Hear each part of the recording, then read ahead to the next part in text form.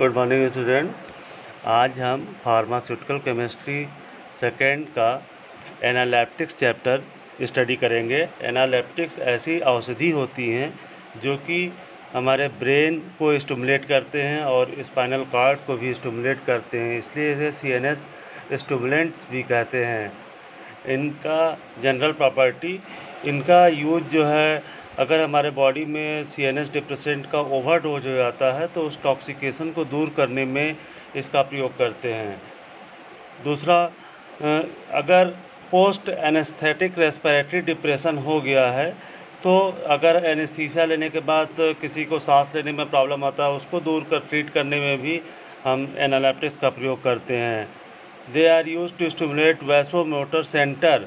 Vasomotor centre को stimulate करने में भी इसका प्रयोग करते हैं, because this maintains the vasoconstriction of blood vessels, और ब्लड वेसल्स का वैसो कॉन्स्ट्रिक्शन करता है। As analeptics causes vasoconstriction cause करता है, विच इंक्रीजेज, जिसकी वजह से peripheral resistance of blood flow बढ़ जाता है, and finally results in elevation of blood supply. तो इस वजह से इसका प्रयोग जो है माइग्रेन में भी इसका यूज करते हैं। They are also used to increase mental alertness. Mental alertness को बढ़ाने के लिए भी इसका यूज किया जाता है, जैसे कि to produce condition of weakness को दूर करने के लिए। To produce condition of weakness, उसके अंदर जो है और ज़्यादा जागरूकता जो है प्रोड्यूस करने के लिए इसको यूज करते हैं। जनरल यूजेज, इसका यूज मसल रिलैक्सेंट के रूप में करते हैं, कार्डियक स्टिमुलेंट, अपने हार्ट को स्टिमुलेट करने के लिए, ब्रांकोडायलेटर इन आस्थमा में ब्रांकोडायलेटर के रूप में इसका यूज करते हैं। रिलीफ ऑफ एम्फाइसीमिया में भी इसका यूज किया जाता है। एम्फाइसीमिया क्या होता है? Presence of air in interstices of connective tissue to treat apnoea. और अगर किसी को हाइपोक्सिया की कंडीशन है, सांस लेने में दिक्कत है, तो उसमें भी इसका यूज किया जाता है। साइड इफ़ेक्ट क्या हैं इसके? इंसोम्निया हो सकता है, नींद ना आना, एंजाइटी, चिंता, रेस्टलेसनेस, बेचैनी, वर्टिगो, मूर्छित हो जाना। These are the side effect of analytics.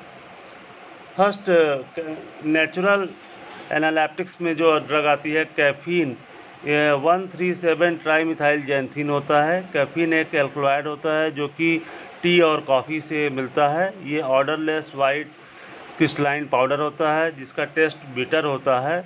ये सेंट्रल नर्वस सिस्टम को स्टिमुलेट करता है और ये एक वीक डाययूरेटिक भी होता है। इसको लेने से यूरिनेशन बढ़ जाता है। It increases renal blood flow, जो किडनी में ब्लड फ्लो है उसको बढ़ा देता है। Generally it is given with aspirin. इसको एस्पिरिन के साथ लेते हैं या कोडीन के साथ लेते हैं या फिर अर्गोटामिन के साथ माइग्रेन के ट्रीटमेंट में। तो कैफीन का यूज जो है माइग्रेन में करते हैं। Official caffeine IP, caffeine citrate IP के नाम से ये आता है, जो टेबलेट्स आते हैं। और इसके marketed formulation John with company जो है इसको डिस्टान टैबलेट के नाम से बनाता है, और निकोलस पिरामेल जो है इसे माइक्रोपायरिन के नाम से बनाता है। कैफीन का ये स्ट्रक्चर है जिसमें जैंथीन न्यूक्लियस है, 1 2 3 4 5 6। तो इसमें 1 3 और 7 पे मिथाइल ग्रुप है, तो इसलिए 137 ट्राईमिथाइल जैंथीन इसका आईपीएसी नेम है। नेक्स्ट, जो नेचुरल एनालिटिक्स होता है थियोफाइलिन होता है, 1,3 डाईमिथाइल जैंथीन होता है। इसमें एक मिथाइल कम होता है कैफीन से। Theophylline is also a mixture of xanthine derivative, alkaloid होता है। और this drug is isolated from tea, coffee and cocoa plant से इसे निकालते हैं। ये ऑर्डरलेस होता है, वाइट क्रिस्टलाइन पाउडर होता है, बिटर टेस्ट होता है। Theophylline has action similar to caffeine, इसका एक्शन सिमिलर होता है कैफीन की तरफ, लेकिन इसकी डाययूरेटिक एक्शन ज़्यादा होता है। And is a powerful involuntary muscle relaxant, और पावरफुल इनवॉल्यूंट्री मसल रिलैक्सेंट होता है ये उसके कंपेरिजन में। लेकिन इसको ज़्यादा यूज करने से गैस्ट्रिक इरिटेशन, गैस बनता है और नाजिया और वोमिटिंग हो जाता है। मार्केटेड फार्मूलेशन जो इसके आते हैं थियोफाइलिन के, German remedy company brand name Deriphyllin के नाम से आती है। और ये सिरप भी आता है, टैबलेट भी आता है, इसका इंजेक्शन भी आता है। एडल्ट में 1 to 2 स्पून 2 बार देते हैं।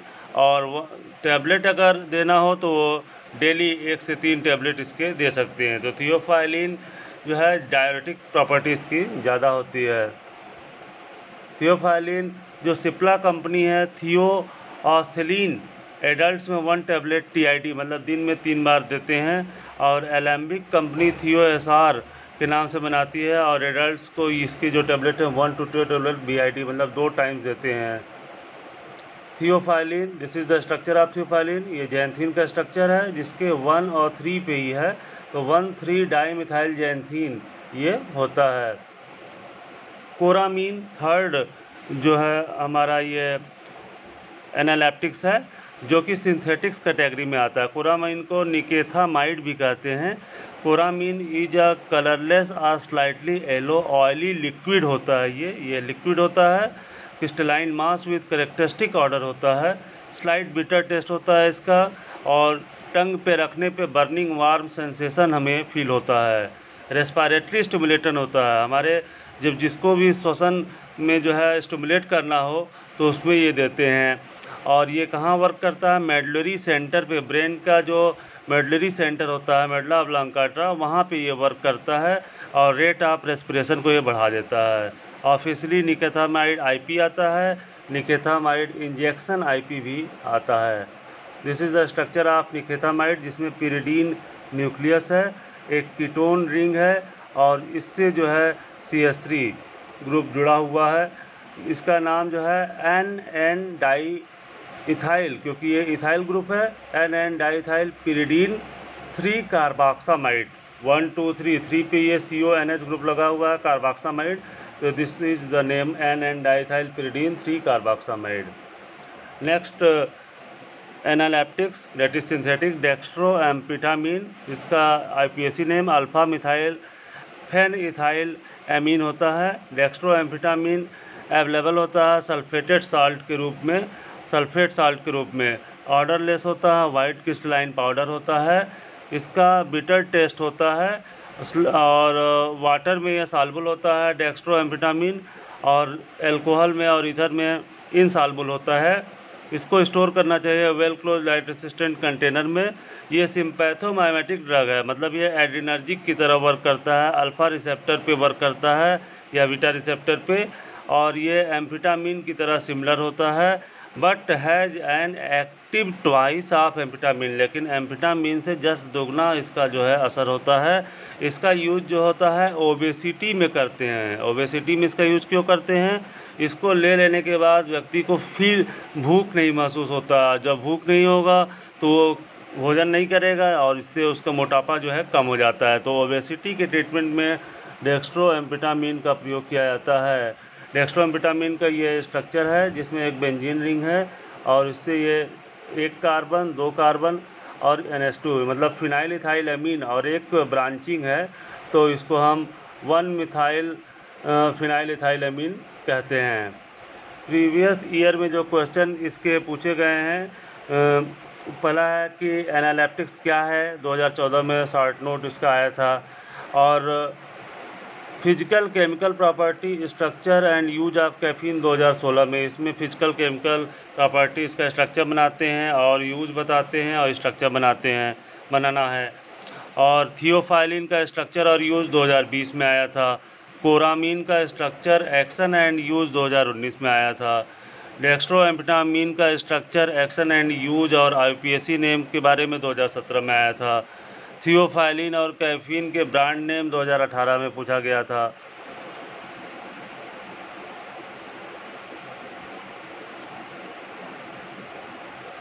और कैफीन का जो मेडिकल यूज है उसके बारे में क्वेश्चन आया हुआ है।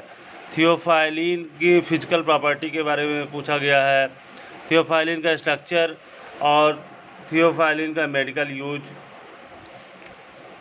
Right two brand name of theophylline, write two brand name of caffeine, write the structure of nikethamide, write the physical property of nikethamide, write the IPAC name of nikethamide, Write the medical use of nicotinamide. Write the physical property of dextroamphetamine. Write the structure of dextroamphetamine. Write the physical property of dextroamphetamine. Write the IUPAC name of dextroamphetamine. तो students आपको मुझे लगता है कि समझ में आ गया होगा एनालिटिक्स, और इसके जो होमवर्क हैं इसको आप कंप्लीट कर लेना, और अगर फिर भी कोई डाउट हो यू कैन कॉन्टैक्ट मी।